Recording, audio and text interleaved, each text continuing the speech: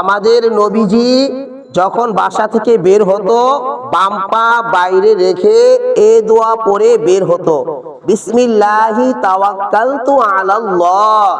এই দোয়ার অর্থ আল্লাহই আমার জন্য যথেষ্ট, আল্লাহর উপরে তাওয়াক্কালতু হয়ে বের হতো। কত গুরুত্বপূর্ণ দোয়া দেখেন না, কত মানুষ বাসা থেকে বের হয় লাশ হয়ে বাড়িতে ফিরে।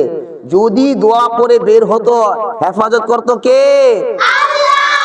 কত গুরুত্বপূর্ণ দোয়া, শুদ্ধভাবে শিখতে হবে।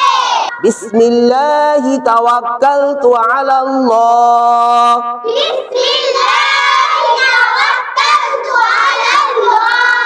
আবার বলেন, বিসমিল্লাহি তাওয়াক্কালতু আলাল্লাহ। এই দোয়ার পর নিচের দোয়া যুক্ত করে যদি আমরা পড়ি, এক শয়তান আর এক শয়তানকে বলে, ওই শয়তান আজকে ওই আল্লাহর বান্দাকে কিছুই করতে পারবি না, নবীর সুন্নত দোয়া পড়ে বের হইছে। এই দোয়াটা কত গুরুত্বপূর্ণ দোয়া। আমরাও যদি এই দোয়ার সাথে নিচে দোয়া পড়ি তাহলে যত বিপদ বালা মুসিবত আছে হেফাজত করবে কে? এই জন্য আমরা এই দোয়ার সাথে নিচে দোয়া কি করব?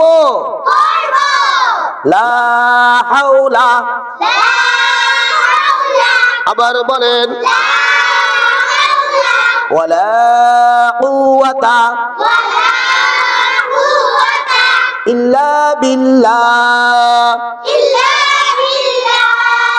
লা হাওলা ওয়ালা কুওয়াতা